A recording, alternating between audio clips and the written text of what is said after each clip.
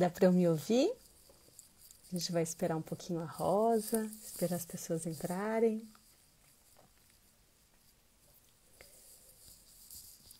Sabrina, tu consegues me ouvir?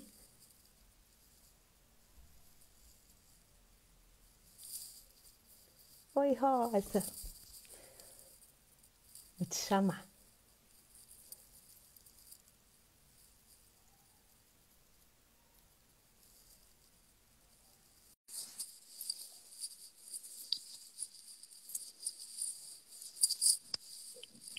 Oi, agora você está me vendo. Tudo Sim, bem? tudo bem? Que coisa bem boa. Que mágica, né? De repente eu tô aqui na minha Sim, casa, de repente eu aperto aqui e já tô contigo. Tudo bem com você? que mágica boa, né?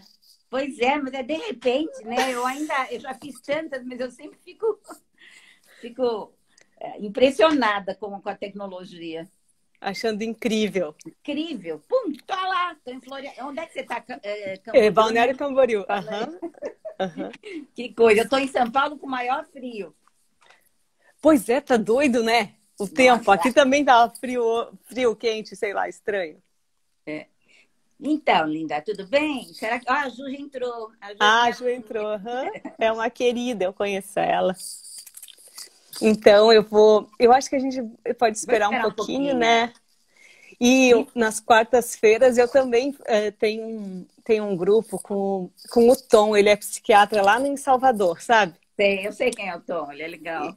E toda quarta às 8, ele faz um grupo assim, que eu participo também, e daí a gente sempre fala disso, né? Porque eu num canto aqui de baixo e o E povo lá em lá de cima. cima, e a gente conseguir ter umas conexões tão boas assim, né? Agora juntou, né? Eu tenho aluno de cá, de lá, na supervisão tem gente do sul, do norte. É muito, muito interessante, muito, né? E É que na alguma verdade coisa. já era possível, né, Rosa? Só que a gente não. É, a gente não fazia. Precisava É, esperar o workshop para ir para lá, né? Isso não vai mudar, Luciane, porque é uma facilidade a gente estar é, junto, é, né? é verdade. Eu acho que a parte didática vai mudar totalmente. A parte de consultório, não sei, porque realmente é gostoso estar com as pessoas e tem É. uma diferença, mas a parte didática, para que a gente vai ter que se locomover tanto? É tão complicado, é tão caro, né, também. E também Então, consegue atingir tanta gente, né, que não teria possibilidade daquilo, né, naquela. de outro É, jeito não, é, né? é. Então, Muito, eu estou muito muito legal. feliz com isso, do que aconteceu esse ano, mas triste de estar presa nesse meu cantinho aqui. Esse cantinho é Uhum. onde eu escrevo, é uma varanda que eu fiz um escritório, tem carpete. Mas agora eu estou aqui direto, né? Estou presa no meu cantinho, cada um na sua gaiolinha, né? Sim, sim. Então acho que eu já vou te apresentar, Tá porque bom, tem uma galerinha aí que já chegou. E tá para a bom. gente aproveitar o máximo, assim, né? Que essa varanda toda chegue até a gente, com Tá essas aqui já. inspirações todas e com você. Então, primeiro, nunca sei se chamo de você, de Ai, senhora. Ah, qualquer coisa, vai lá, é vamos ver o que Rosa. vai saindo. Oi, Thaís. Também tem um monte de gente aí que eu conheço. Aham. E pode me chamar de Dulce também, que é mais fácil, até A acho. Dulce, não Dulciane. Dulce, tá bom. É. Então, a Rosa, para quem não conhece, o que eu acho difícil, né, alguém não conhecer, mas às vezes tem pessoas, né, que não são muito da área da psico, né? Mas a Rosa Cook, ela é psicóloga, psicodramatista, Ai, Lu. psicanalista, Ixi. professora supervisora, autora de livros e super, mega, ultra, e isso que é uma das coisas que eu sempre lembro de ti, Rosa, super generosa, assim, com as coisas que tu... Eu falo tu porque eu sou gaúcha e Eu daí acho esse bonito, tu... eu acho Ai, bonito, me pode desculpa. falar. Eu acho legal. Que vem assim, né? A minha sogra briga comigo que eu chamo minha mãe de tu, que eu tinha que ser senhora, mas não consigo, Mas é sempre foi engraçado, eu acho assim. bonito. Então, o quanto é generosa assim com as coisas que já aprendeu e já passou e já viveu. E eu sempre tenho essa imagem tua assim de generosidade, sabe? É Tanto na engraçado, né? escrita dos livros, né? O quanto tu se entrega, assim. Ai, o tu de novo, mas daí vou deixar porque é como tá aqui no meu coração. É, E o quanto é generosa com tudo, assim, e isso me toca e sempre me toca em qualquer momento, assim, que eu te vejo, mesmo de longe, e a gente não tem tanto, assim, a proximidade, né, de intimidade, mas, ao mesmo tempo, é uma intimidade construída do lado de cá, assim, né, que não uhum. tens muito, né, da minha própria vida, mas parece que eu tenho um pouco de ti, porque é como tu se doa nas coisas que tu faz. Então, te agradeço muito de estar aqui hoje de novo comigo e com a gente que está aí. Obrigada, linda. Eu não sei, as pessoas falam essa coisa da generosidade. Eu não sei direito bem. Eu tinha uma amiga, minha melhor amiga que já morreu, que ela falou que quando eu fazia as coisas, eu fazia com devoção. Talvez seja alguma marca minha aí, sei lá. Mas eu gosto muito de dividir aquilo que eu sei. E acho que na minha época era mais tortuoso ter algumas informações. Eu acho que vocês são mais sabidinhos, acho que as pessoas falam mais agora, entendeu? Uhum, Então me uhum. aproveita, Luciana, eu estou aqui com imenso prazer, tá bom? Vai lá, aproveita tudo que você precisar e todo mundo, se quiser escrever, fica à vontade. Isso. Eu não sei, parece que dá para fazer perguntas, então se alguém quiser ir fazendo ali naquela caixinha de perguntas, a gente vai respondendo, vai colocando aí, né, Rosa, e vai te Sabe que eu respondendo. queria que você falasse um pouquinho de você também, Ah, vou Luciane, falar. porque eu lembro daquela foto, mas eu não sei direitinho o que você faz. Fala um minuto, vai. Tá, eu sou psicóloga, eu me formei em 2005 aqui na Univale, aqui perto, em Itajaí. E depois eu trabalhei em empresa e trabalhando em empresa, paguei meu curso de psicodrama na APP em Curitiba. E daí eu Ah, na ficava, PP. ficava fazendo viagens daqui para Curitiba por uns 3 anos, assim. E foi bem legal. Ainda falta, assim, sempre falta, né? Porque falta meu TCC e essa coisa, assim, da escrita. Eu acho que de vez em quando. Eu não posso falar isso muito para o professor supervisor, que daí já fica falando, você tem que escrever. E, e Me faço algumas pede, eu outras. tenho um esquema para monografia, me pede depois que eu te dou e você distribui. É um esquema para escrever. Ajuda às Tá. vezes, tá bom? E daí isso. Eu comecei a atender, né? Porque até então não tinha um consultório. Daí comecei empresa e consultório. Daí aquelas coisas que a gente vai fazendo para. E hoje eu só estou no consultório. E eu atendo com psicodrama. E depois eu fiz alguns outros cursos de dentro da família, da sistêmica que eu acho legal, de biopsicologia, que é uma outra coisa lá com chakras e não sei mais o que. E daí fiz constelação familiar. Daí faço trabalho com terapeutas da alegria no hospital. E Um daí pouquinho de que é um tudo, um monte de pouquinho de coisa. tudo. É. Então um pouquinho de tudo. Então um A pouquinho Denise, disso sou eu. A Denise Noiola, essa semana, falou sobre constelação e psicodrama. Ela tem uma live que está ao vivo, se você quiser, depois eu mando o link também. Ah, Bem vou legal. olhar, vou Bem legal. olhar, vou Tá bom. olhar.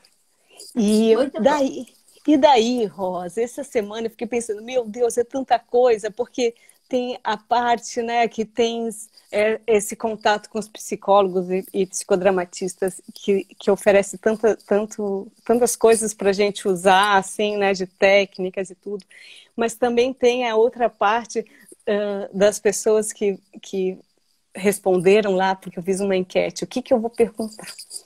Uhum. Daí um monte de gente perguntou e eu peguei uns posts teus e coloquei da ansiedade do autocuidado, que ganhou, tipo, disparado. E daí depois era relacionamento afetivo e criança interna, que daí primeiro criança interna, tipo, disparado na frente, daí depois o relacionamento afetivo foi ganhando. Então, meio que deu um A empate, ansiedade assim, tem nos a ver com a dois. Covid, com esse momento que a gente está vivendo, ansiedade e autocuidado, né? Eu acho que eu entendi que era isso. Isso, Tá. isso. Então vamos falar disso, vamos começar. Tem gente que fala assim, eu quero esse esquema. Eu mando para você, Luciane, e se alguém pedir o esquema da monografia, você pode mandar. Eu mando, Bom, eu tá fico bom. super feliz que as pessoas possam escrever. Mas, enfim, essa coisa da ansiedade, da Covid, eu acho que agora já está mais batido, porque a gente já ouviu em muitos canais, mas ainda hoje, essa semana veio na escola da minha neta, teve uma festa de aniversário, o pessoal relaxou, 30 crianças ficaram doentes. Então, já viu, minha neta foi fazer, minha netinha de 12, eu tenho 9 netinhos. Minha netinha de 12, essa foi fazer o exame de Covid. Agora minha nora escreveu que já passou, que não estava com nada. Mas, enfim, a gente fica apreensivo. E toda hora tem Sim. uma novidade. E eu sinto que está mais perto, porque uma boa parte das pessoas, enfim, já conhece alguém que foi contaminado, né? Então, eu acho que a gente tem que se cuidar mesmo. A gente tem que se cuidar do corpo mesmo, de usar máscara, enfim, de tudo que há para a saúde, que a gente já está sabendo que tem que fazer. Eu tomo sei lá, como é que é o nome disso aqui? Própolis verde.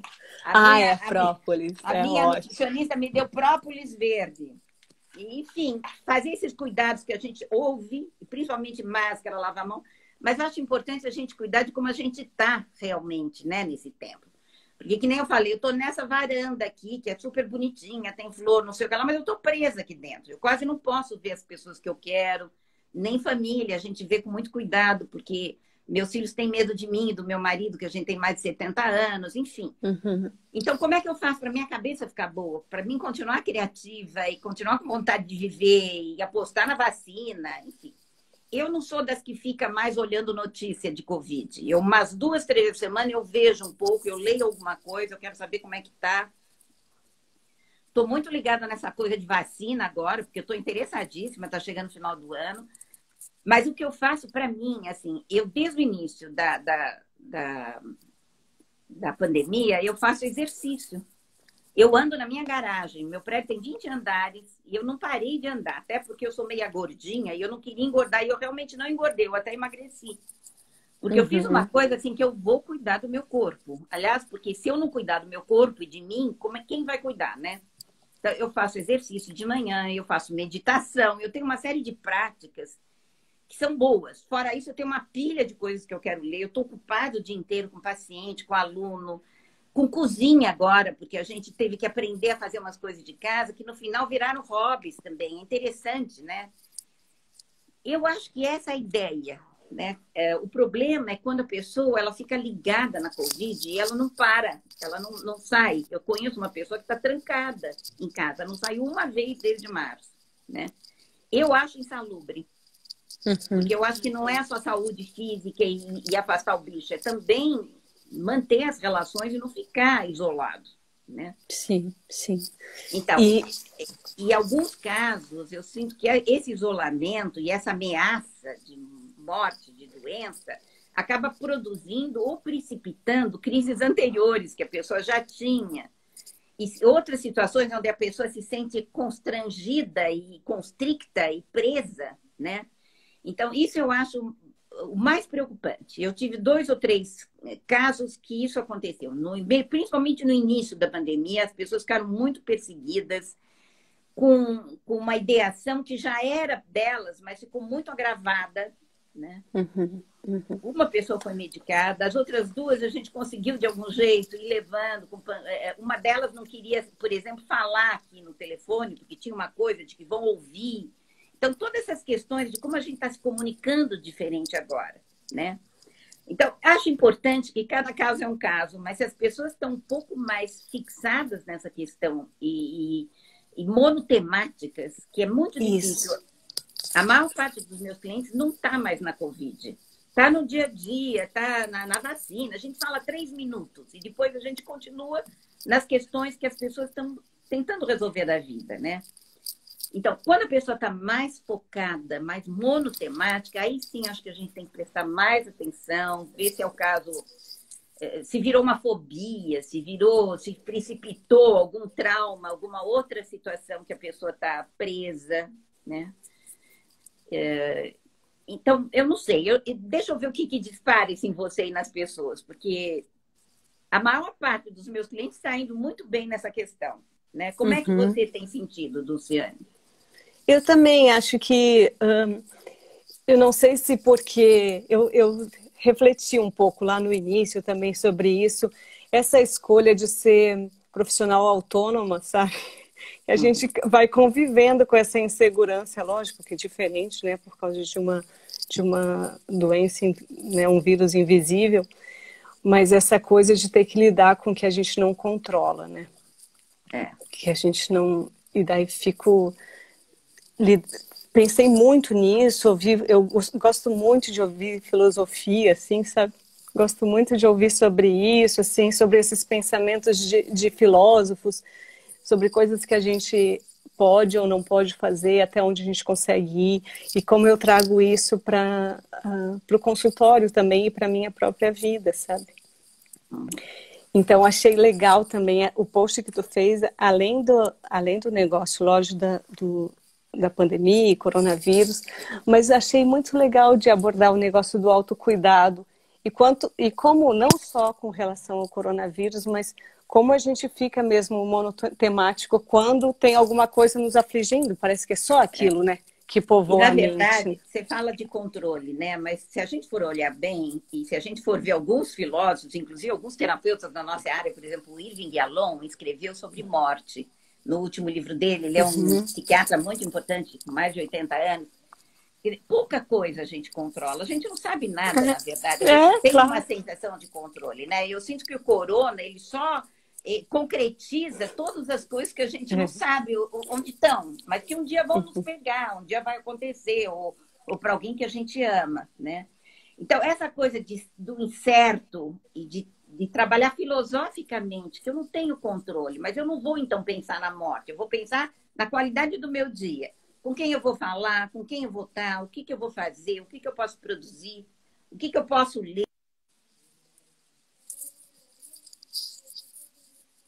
E acho que a Rosa ficou muda só para mim.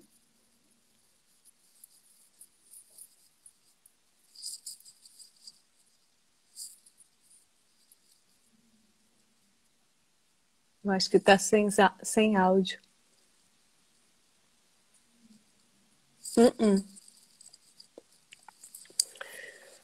A Rosa está sem áudio para todo mundo ou é só para mim? Mas Tá, eu vou chamar ela aqui de novo. Espera aí.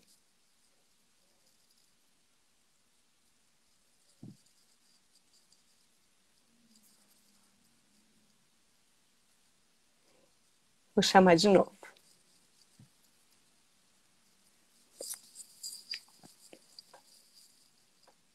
Oi, voltou? Ah, melhorou. Voltou. Voltou. Desculpa, é porque entrou um telefonema aqui. E aí eu não consegui. E eu estava falando do Yalom, né? Esse livro, Olhando para o Sol, Staring to the Sun, eu não sei em português qual é o nome dele, mas é lindo. E ele fala assim, como a gente tem a fantasia de um controle, né? E assim, não se ligar necessariamente só na morte e no perigo, mas assim, o que eu faço da vida, o que eu faço do dia a dia, com quem eu tô, que qualidade enfim, de experiência eu estou me dando e as pessoas que estão em contato comigo, né? E é isso, eu acho que tem que se cuidar mesmo, né? Uma vez também eu ouvi que a gente faz com o corpo a mesma coisa que a mãe fazia com a gente quando a gente era bebê, tipo feto, que limpava a gente, dava banho, né? A gente tem que escovar o dente, a gente tem que fazer tudo pra gente. Se a gente não cuida desse bebê aqui, ninguém cuida, né? E a forma como a gente se respeita ou não se respeita também reflete um pouco essas coisas primárias que foram feitas com a gente. Né? Ai, já lembrei. É interessante pensar que meu corpo é meu bebê, minha vida também. Eu preciso cuidar dessa vida, né? E desse corpo. Então, é nesse sentido que eu falo. Como todos os temas se interligam, né, Rosa? Porque daí a gente vai falando de ansiedade, daí já vai para o autocuidado, daí já vai para essa coisa da gente se adotar, que exatamente, que é né? um outro post que eu fiz, adote-se, né? Então, queria que tu falasse um pouco disso, então, assim. Isso é um trabalho também que tem a ver com a questão da criança ferida. Tem muito trabalho nos Estados Unidos. Aqui não tem muito, até tem, o Jung fala, algumas pessoas estão escrevendo, mas nos Estados Unidos tem vários livros. Uma vez eu comprei um que chamava assim, O Perigo da Criança... Não, The Bad Side, o lado feio da criança ferida, o quanto ela é má para a gente. E uma vez eu vi exatamente esse termo, adote-se. Adote você mesma. Cuide de você como você gostaria de ser cuidado. E é um trabalho muito lindo, porque ele agradece a todas as pessoas que fizeram o que puderam, mesmo que fizeram muito pouco, mesmo pais que, na verdade, acabaram negligenciando ou abusando. Obrigada pelo que deu para fazer, mas daqui para frente eu vou fazer o que eu quero. E eu fiz esse trabalho do Adote-se comigo uma vez. E foi muito interessante, porque eu sempre ficava muito triste, porque eu não tinha muito brinquedo. Antigamente, os pais imigrantes, eles não gastavam muito dinheiro em brinquedo, era um dinheiro precioso para eles, né? E eu tive muito pouco brinquedo. E uma vez eu ganhei uma bonequinha de crepom, que eu dormia com ela, era de papel, e ela foi quebrando. Uhum. Então, quando eu fiz esse trabalho, eu queria me dar uma bonequinha de papel crepom, mas eu não sou muito jeitosa. Eu tinha uma amiga no prédio, que era terapeuta de criança. Eu falei, Silvia, você sabe fazer bonequinha de papel crepom? Vem me ajudar. E nós fizemos uma bonequinha de papel crepom e eu pus no meu criado mudo. Eu já era mãe de 3 filhos. Mas foi tão simbólico, tão importante para mim, que eu tinha a capacidade de ter uma bonequinha e cuidar dela. Né? Então, é um trabalho muito suave esse. Mas a cada hora do dia eu posso pensar, o que eu quero agora? O que eu preciso? Uma massagem? Eu preciso passar um fim de semana sem fazer nada? O que eu preciso hoje, em termos de qualidade de vida? Né? E às vezes eu não ouço, às vezes eu saio atrás dos meus objetivos profissionais, esqueço o tempo, esqueço que não como direito, esqueço, enfim, minhas prioridades, né? Então, eu sempre, não sei se você leu o meu artigo sobre fadiga do psicoterapeuta. Uhum. Então, nesse artigo é exatamente o momento que eu estava fazendo esse adote-se, sabe? Que eu comecei a pensar que eu precisava. Então, eu sinto que a gente, terapeuta, também precisa muito ser ouvido e precisa de interlocutores numa relação mais simétrica, Luciane, sabe? Porque a gente está sempre falando, na verdade, a gente está sempre ouvindo o outro, né?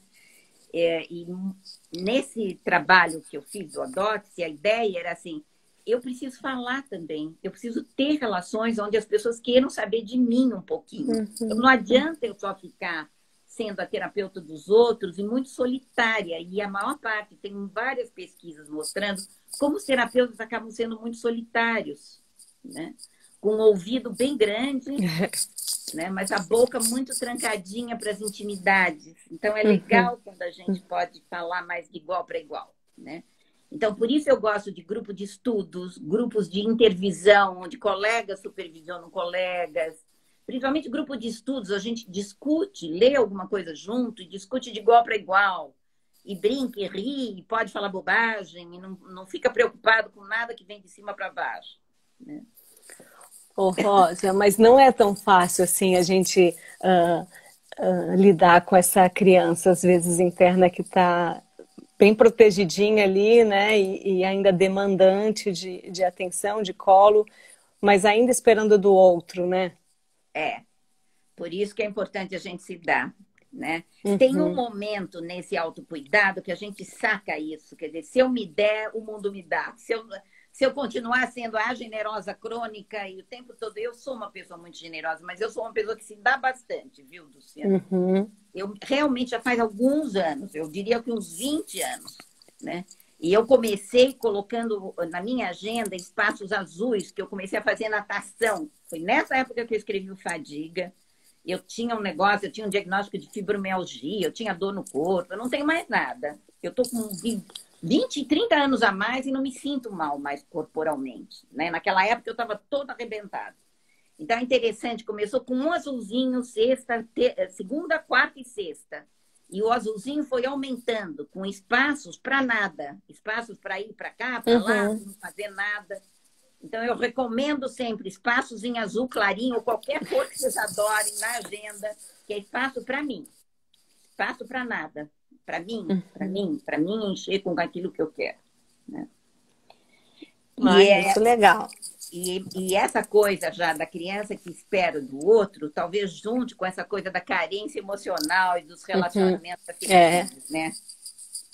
Diz que um bom relacionamento não é o que são duas metades se completando, mas duas pessoas inteiras que se juntam. E uma boa imagem é um casal que se dá uma mão e a outra fica livre para fazer outras conexões no mundo e procurar o que precisa em outros lugares, porque uma pessoa só não pode ter todos os papéis que eu preciso, né? E nem acertar todas as vezes, né? E eu provavelmente vou ter que guiar uma boa parte da demanda dizendo é assim que eu quero, é assim que eu gosto, é assim que eu preciso, né? Eu não sei se você já ouviu que se a pessoa gosta mesmo de mim, ela tem que adivinhar o que eu quero, né? Porque se ela não adivinha, é porque ela não gosta de mim. É uma pegadinha isso. Então, eu quero um beijo. Se eu pedir o beijo, já não tem mais graça. Tinha que ter adivinhado. Né?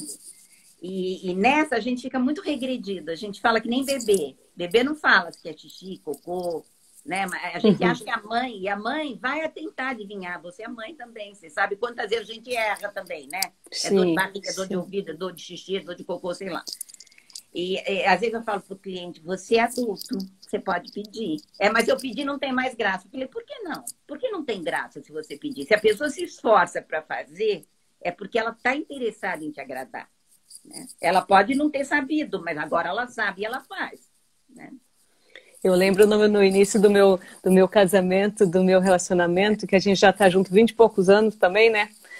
E ele falava assim, eu falava, ai, mas por que que tu não fez tal coisa? Daí ele falava, Dulce, Dulce, sabe a bolinha de cristal? Quebrou, quebrou e eu não acho mais para comprar.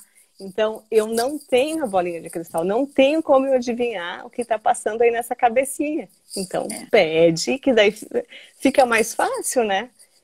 Então... E não planta armadilhas para o outro. Porque às vezes a gente fica esperando que o outro não acerte para a gente falar, você não gosta de mim, né? Então é uma coisa, são jogos meio infantis que a gente faz nos relacionamentos exatamente porque a gente fica esperando que o outro faça. Faz a gente, faz para você, pede, aceita, agradece. Procura saber do outro também o que você precisa. Como é que eu faço isso de um jeito que dê certo, que seja bom para você, né?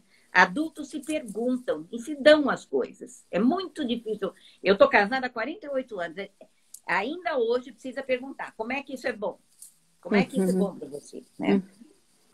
Então... Eu queria te perguntar uma coisa, assim. Pode perguntar.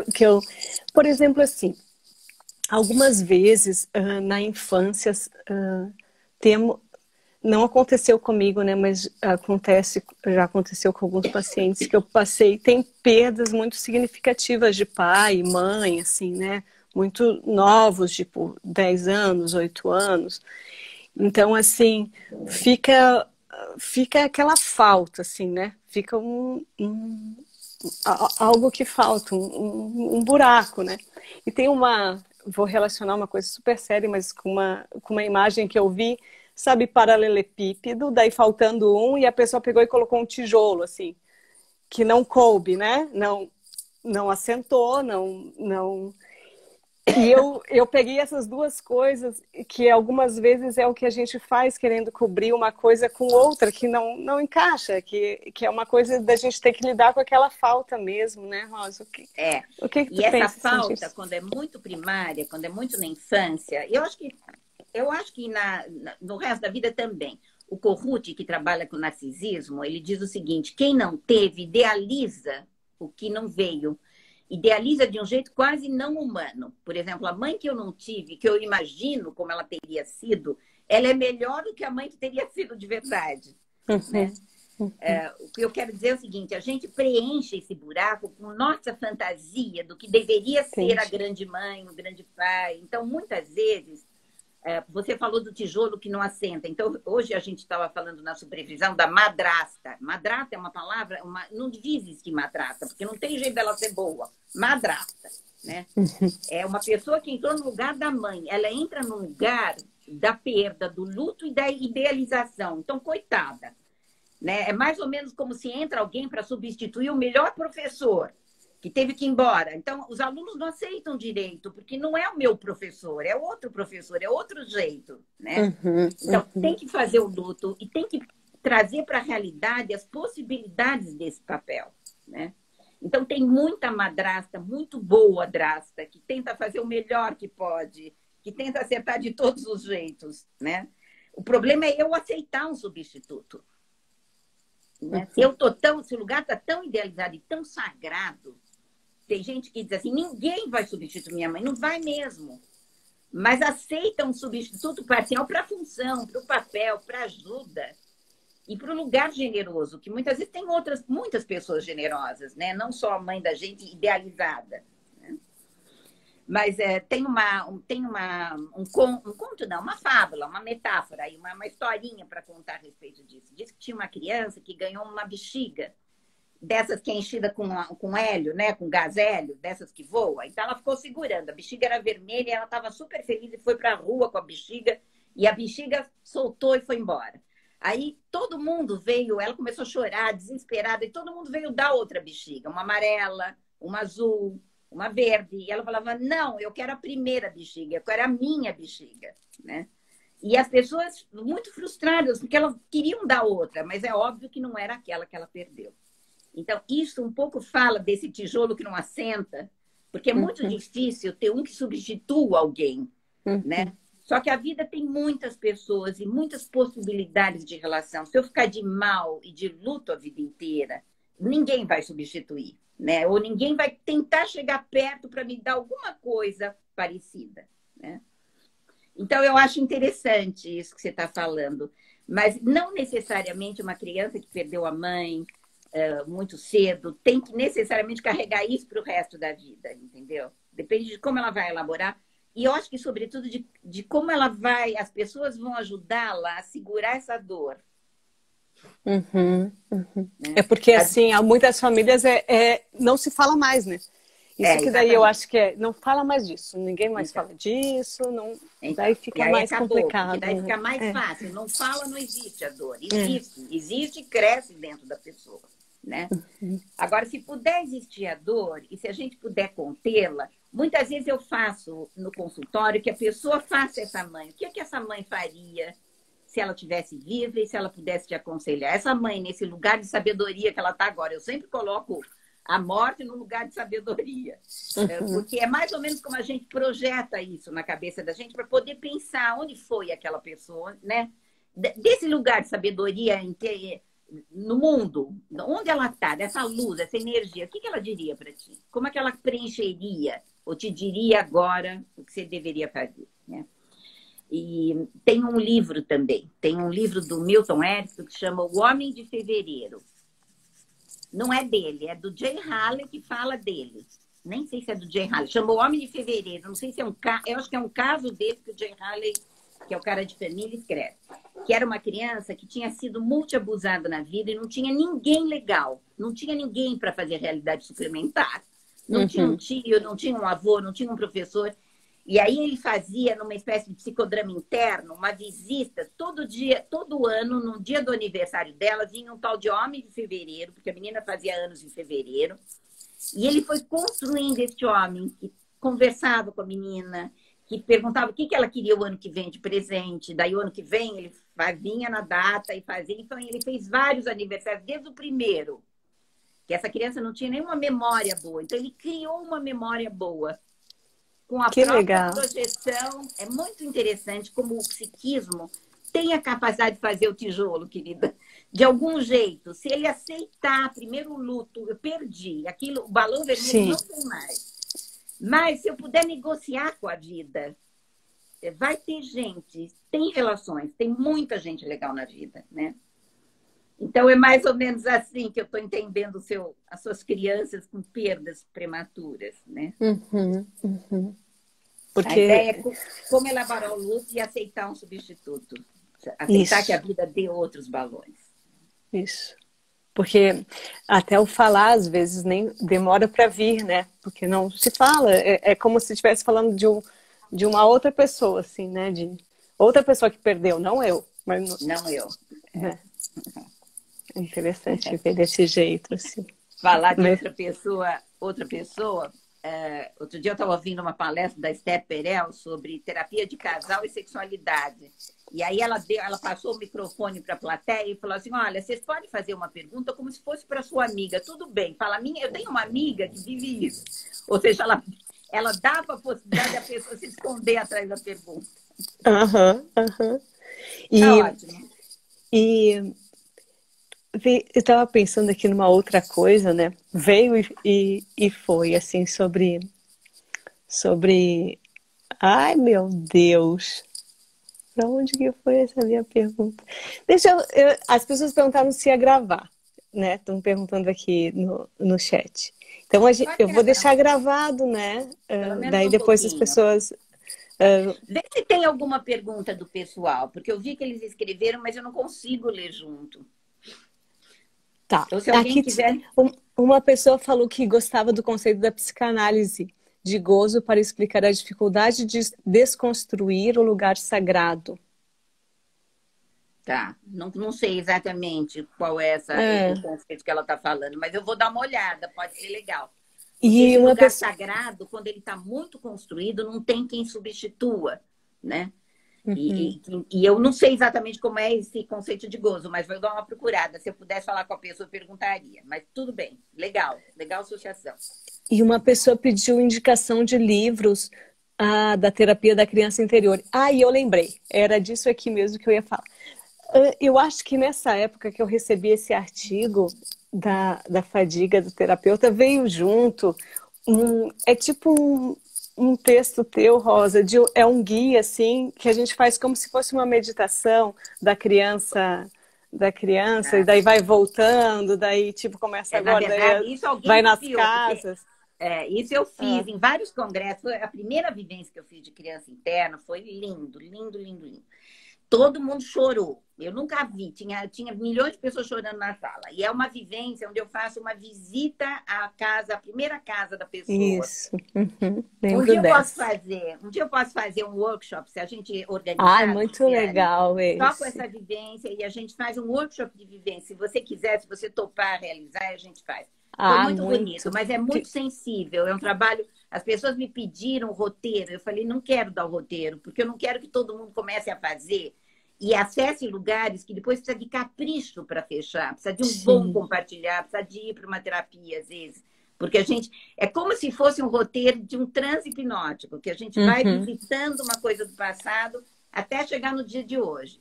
Mas a Uhum. própria vivência, eu já chego no dia de hoje, eu não deixo a pessoa toda desorganizada, né?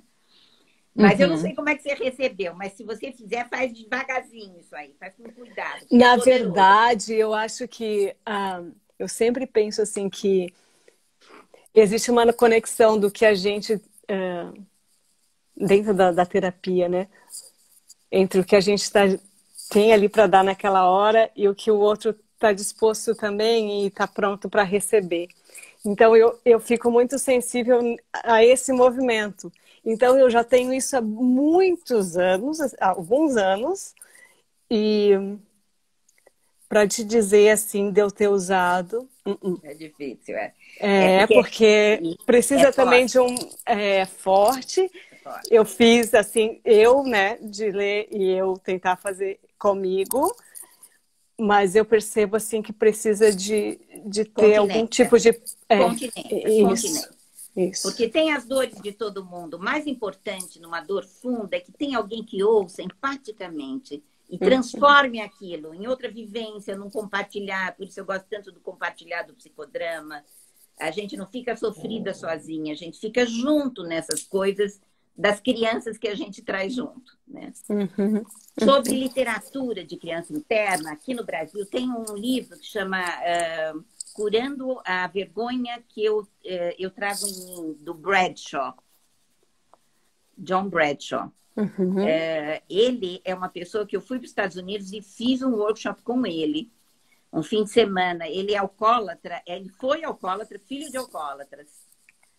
E ele fazia muito essa criança, encontro com a criança interna. Mas tem alguns livros também. Um dia eu procurei na literatura e uma aluna minha me mandou uma lista de livros.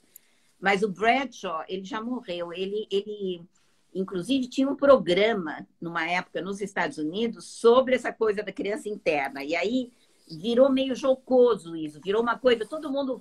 Parecia a terapia do ursinho, que todo mundo abraça o ursinho e fica regredido como criança. Por isso eu também não gosto só de falar disso dessa forma, entendeu? Eu gosto que tome cuidado com esse conceito, né?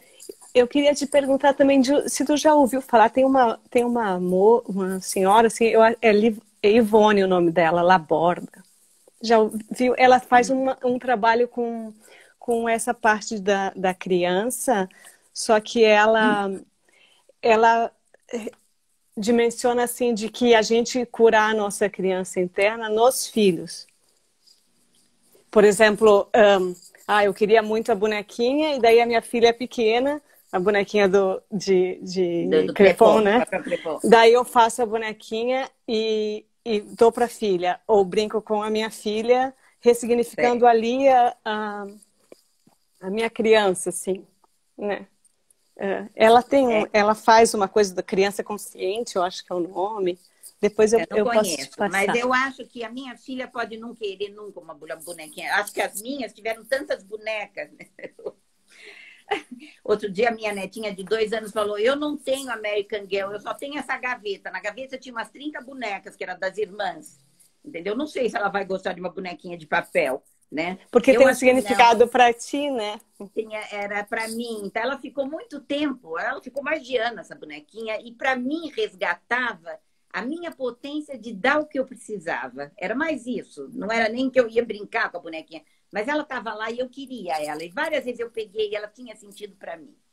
O meu livro, às vezes, os pais leem pensando nos filhos. E eu não sei se você viu, logo no começo de Sobrevivência, eu falo, eu não quero levantar culpas, eu quero levantar desculpas. Eu quero que as pessoas possam, se erraram, se falaram de uma forma mais cruel, mais dura com a criança, peçam desculpas. Falam, mamãe estava nervosa, desculpa, não vou fazer mais assim.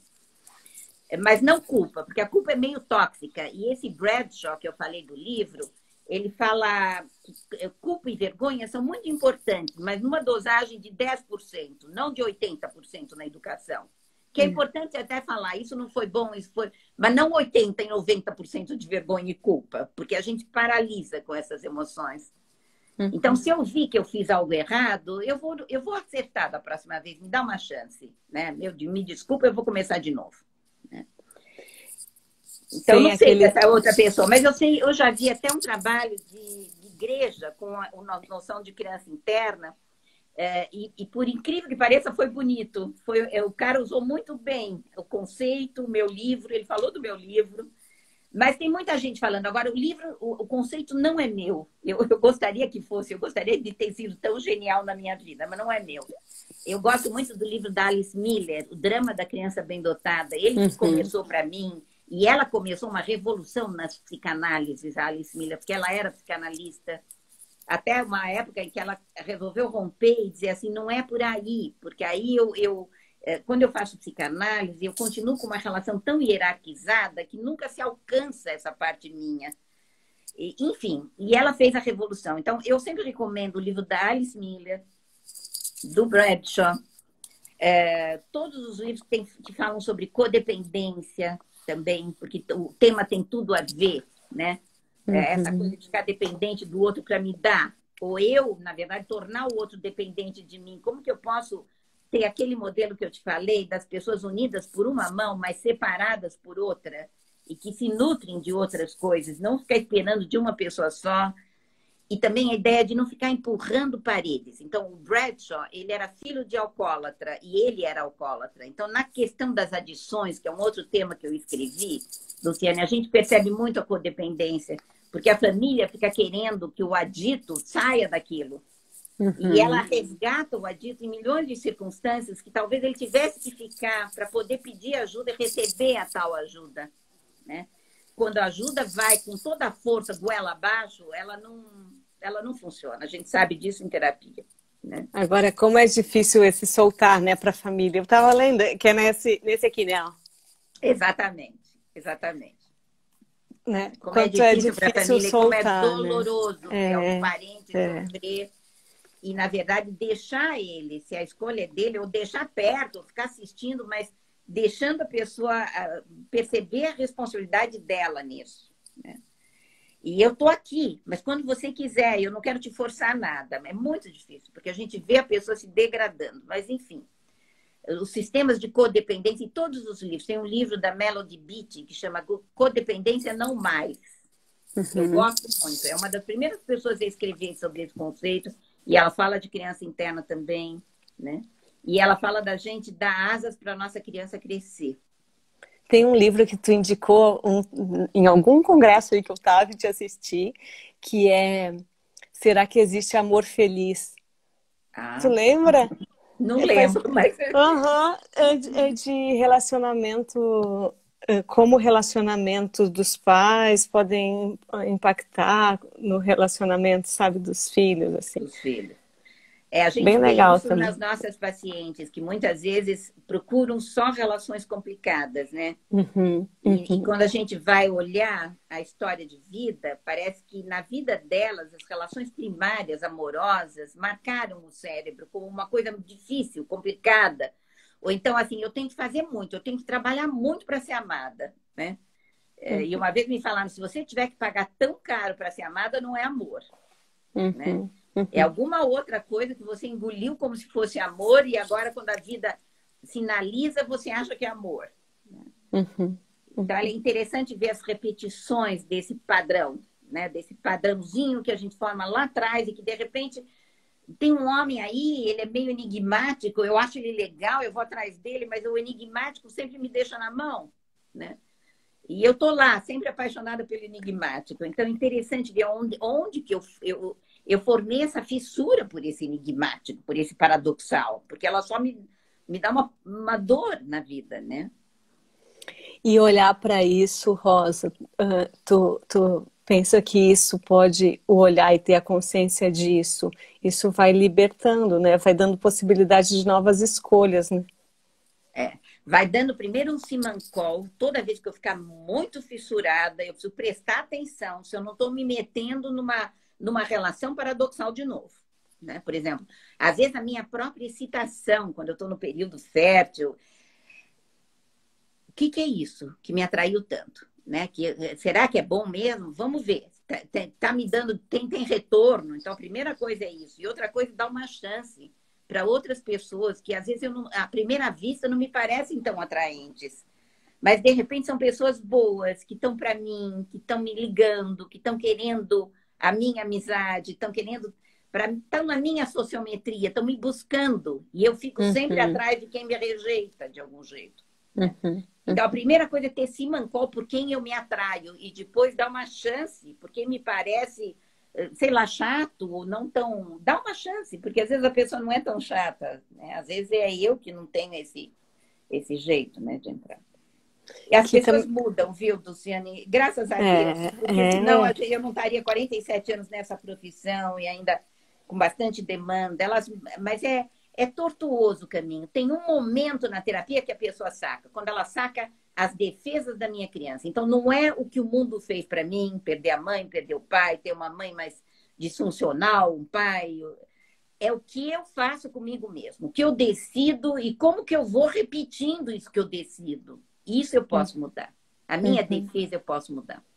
E eu mudo. Demora, mas eu mudo. Porque é uma coisa que eu não é mais a responsabilidade do outro, é eu. Eu que quero ver. E que tá aí, vais Eu, vendo, lá vou eu tropeçar na casca de banana de novo. Tá parecendo... pois é, exatamente. Eu adoro casca de banana. Quando eu vejo, eu falo, lá vou eu. Entendeu? Eu gosto dessa piada, porque ela é exatamente isso. Uhum, Agora, uhum. eu lembro uma época que eu não gostava de ginástica, eu sou muito de cabeça, eu gosto dos meus livros, eu gosto desse cantinho. E meu marido é um esportista, e eu tinha que subir na esteira, eu tinha que fazer ginástica, eu estava mais gordinha, eu tive 3 filhos, não sei o que lá.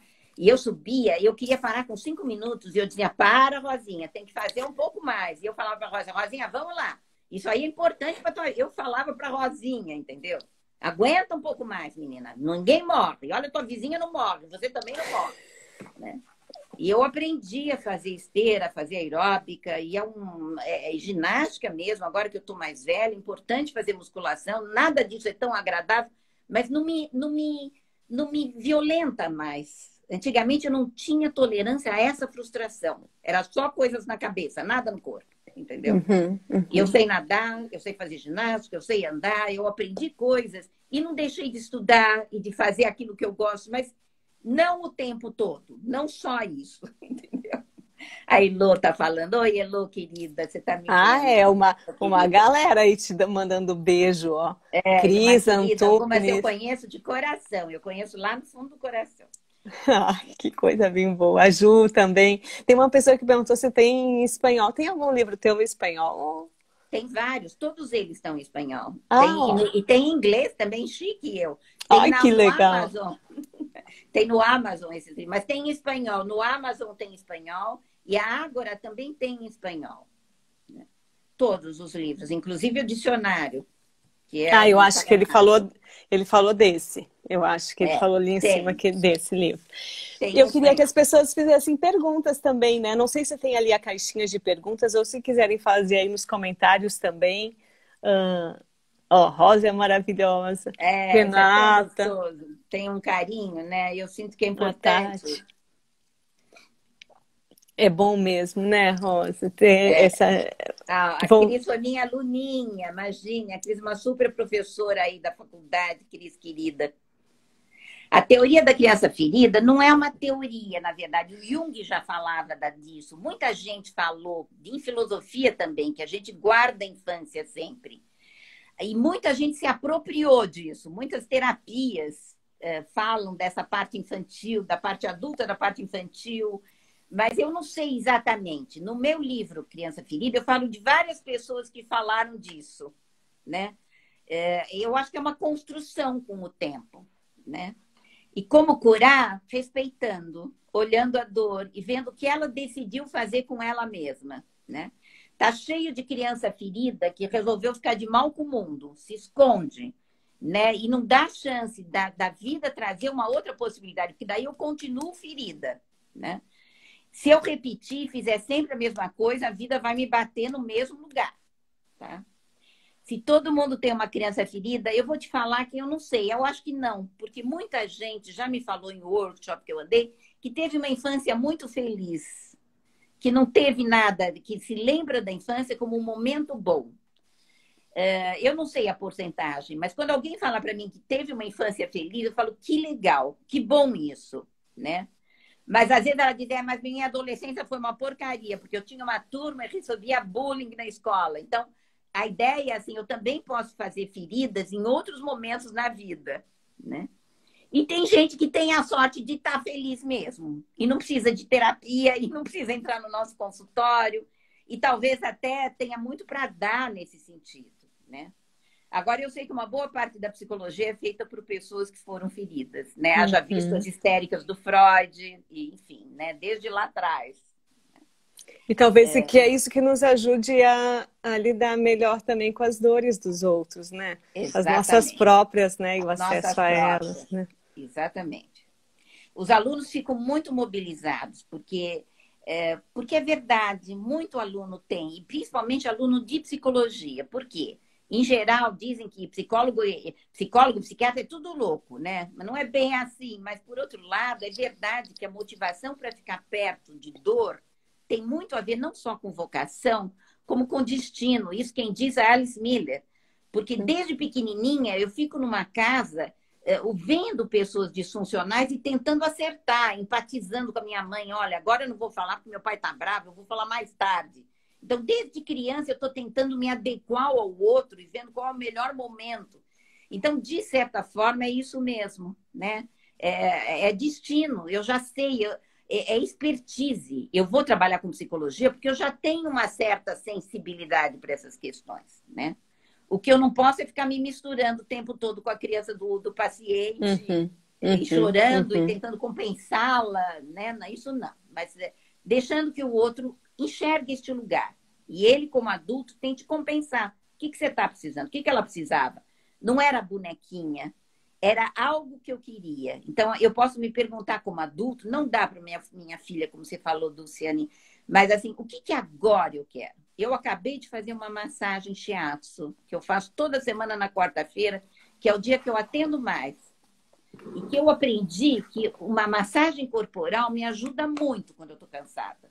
Me Uhum. ajuda a reconectar comigo, né? Eu durmo um pouco eu sinto, eu ponho música.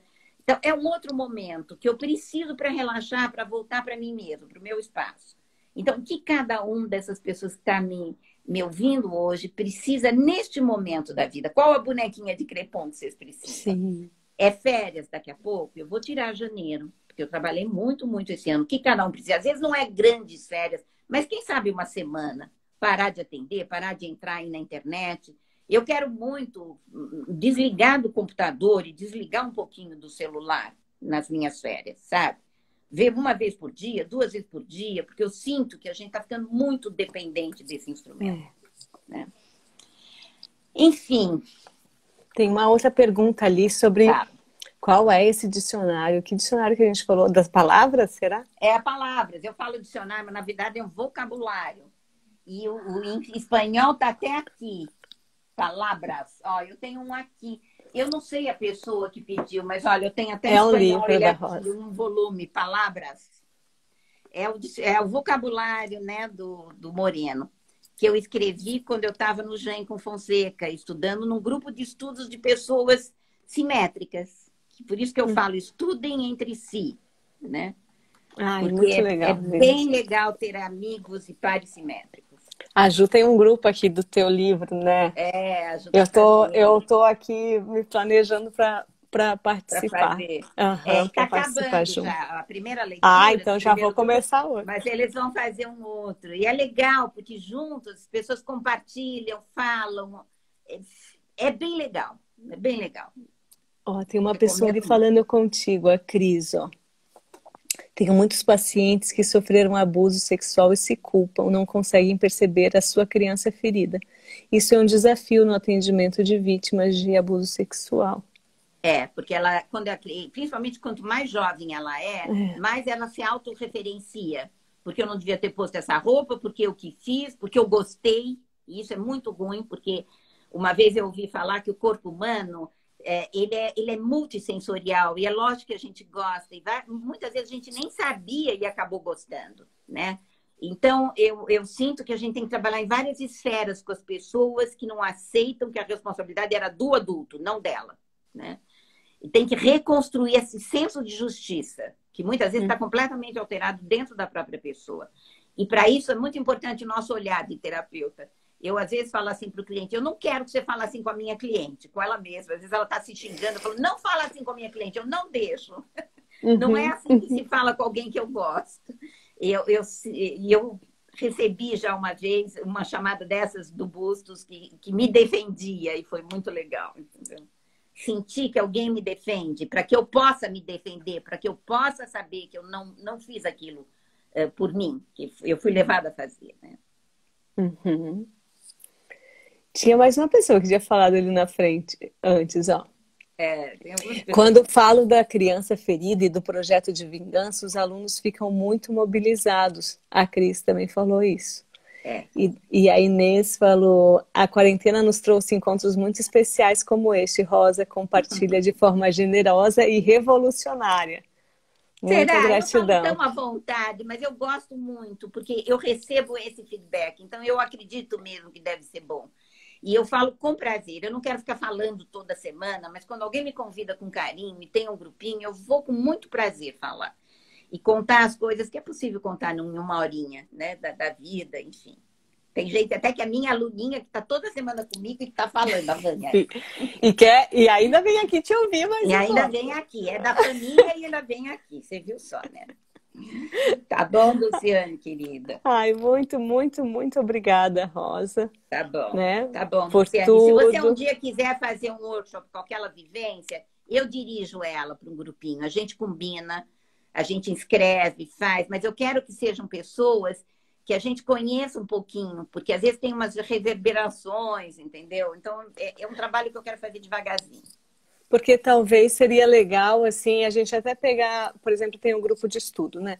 E daí cada um atende uns pacientes e talvez a gente pudesse indicar para alguns pacientes que já estejam, né, em algum processo. Ou então para o próprio Ou grupo a gente de mesmo, estudo. né? Ou a gente mesmo que vai tratar e que tem terapia, tem terapeuta para levar essas cenas, porque vão acontecer coisas. Eu sei porque eu vi no congresso. E todo mundo lembra desse congresso. Eu passei 30 anos ouvindo falar, por que você não faz de novo? Por que você não faz de novo? Né? Então tá na hora. Eu acho que quando eu fiz, eu não percebi o poder disso. Eu sabia, porque me emocionou muito. Eu pus uma música que eu tinha trazido de uma viagem. Eu mesma fiquei com lágrima no olho o tempo todo. E quando eu faço, eu fico. Vocês vão ver. Um dia a gente faz. tá bom? Ai, vai ser muito, muito, muito bom. Então, tá, Porque muito dá essa obrigada. possibilidade, né? Muito, muito, muito obrigada Ó, mesmo. para quem falar do grupo de estudos, manda o telefone da Ju, por favor. E tudo Tá, que eu prometi, perguntem para a Dulciane, que ela me pergunta e eu mando. Tá tá. bom? Eu cumpro a promessa, eu vou fazer. Tá Eu bom? vou copiar agora os comentários para poder ter Isso, isso, depois. E isso. a Ju, eu acho que pode fazer isso também, né, Ju? Me A ajudar Ju aí, ó. sempre me ajuda, Ju. Pega os comentários, depois ela manda, eu fico toda feliz, assim. Tá Eu acho que a bom? Ju, vou pedir ajuda dela. Então tá bom. Obrigada, Rodinha Obrigada, Dulciane. linda. A gente volta Muito a se obrigada. cruzar. E eu Com lembrei daquela. certeza. Eu lembrei de você, porque você mandou, né? Que você tá numa foto na minha Aham, página. aham. Que Essa legal. sou eu, falei. Você é alta, eu lembro um pouquinho assim. Eu queria te ver de novo. Se eu pudesse entrar, vai te dar um abraço, tá bom? Nos veremos, com Nos certeza. vemos. Um abraço, Tá bom. queridona. Obrigada pelo carinho. Tchau, Obrigada tchau pra vocês, também. gente. Tchau. Opa, deixa eu ver. Aí.